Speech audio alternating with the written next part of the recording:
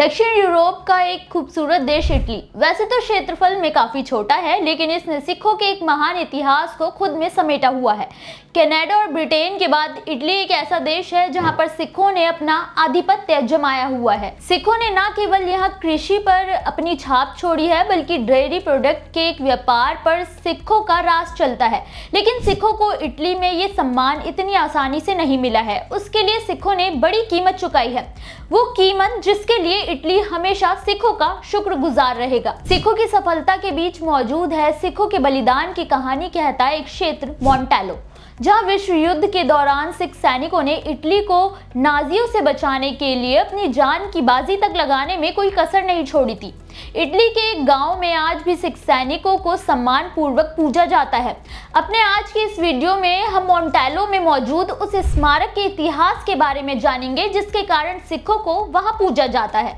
नमस्कार, मेरा नाम है मोहिनी और आप देख रहे हैं नेटड्रिक पंजाब। मोंटेलो असल में एक हिली एरिया है। आंकड़ों की माने तो दूसरे विश्व युद्ध के दौरान ब्रिटेन के भेजे गए 50,000 से भी ज्यादा सैनिक भारतीय थे, जिसमें से 23,722 सैनिक शहीद हुए थे और इनमें से 5,782 सैनिकों ने सर्वोच्च बलिदान दिया था।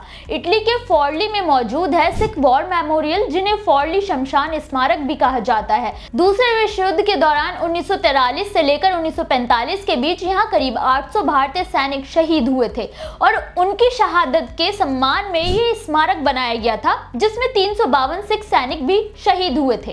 2011 में फॉर्ली युद्ध कब्रिस्तान में सिख सैन्य स्मारक कहा गया था। इस युद्ध में नाजियों ने इटली को जीतने के लिए चढ़ाई शुरू कर दी थी, लेकिन इटली की सुरक्षा के लिए चट्टान की तरह खड़े थे भारतीय सिख सैनिक। करीब 2 साल का संघर्ष देखा उन सिख सैनिकों ने, लेकिन भारतीय सैनिकों ने इटली को नाजियों से मुक्त कराकर ही दम लिया। जब दूसरा विश्व युद्ध चल रहा था तब सितंबर 1943 में इटली ने युद्ध में आत्मसमर्पण करते हुए हथियार डाल दिए थे, जिसका फायदा उठाकर हिटलर की नाजी सेना ने इटली पर कब्जा कर लिया।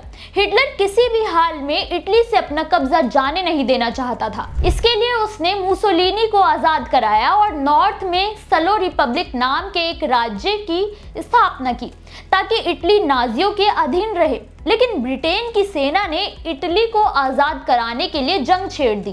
करीब 2 सालों तक नाजियों ने इटली पर कब्जा कर रखा था, लेकिन भीतर ही भीतर उत्तरी इटली की राष्ट्रीय मुक्ति समिति ने जर्मनी के नाजी वाले कब्जे और इतालवी सामाजिक गणराज्य के खिलाफ आम विद्रोह की घोषणा कर दी थी, जो धीरे धीरे व्यापक होने लगा और 25 अप्रैल 1945 में दूसरा विश्व युद्ध के अंत के साथ ही इटली की गुलामी का भी अंत हो गया। इस विद्रोह में ब्रिटेन के सैनिकों ने भी अहम योगदान दिया और नाजियों को कमजोर करके उन्होंने इटली छोड़ने पर मजबूर करने में भी मदद मिली। विद्रोह का केवल एक ही ध्येय था, या तो नाजियों को समर्पण करने को कहा गया या फिर मरने के लिए। हालांकि ये इतना बड़ा था कि ज्यादातर नाजियों ने समर्पण का रास्ता चुना। आज भी इटली के तेओदोसियो और कसोला वल्सेनियो नाम के 2 प्रसिद्ध गांव हैं, जहां विश्व युद्ध के दौरान मारे गए सिख सैनिकों की शहादत में हर साल 6 नवंबर को उनके सम्मान में विशेष आयोजन किया जाता है, जो कि नाजियों के खिलाफ लड़ने वाले सिख सैनिकों को याद करके कार्यक्रम किया जाता है। इन गाँव में सिख समुदाय भी अच्छी खासी संख्या में रहते हैं, जो सिक्खी की लौ को तेजी से प्रकाशित कर रहे हैं। इटली की आजादी में जितना योगदान वहां की आम जनता का रहा, उतना ही योगदान उन सैनिकों का भी रहा जो इटली की सुरक्षा के लिए लड़ रहे थे। कई भारतीय जवानों के साथ सिख सैनिकों ने भी इस युद्ध में बलिदान दिया, जिसे इटली ने कभी नहीं भुलाया है।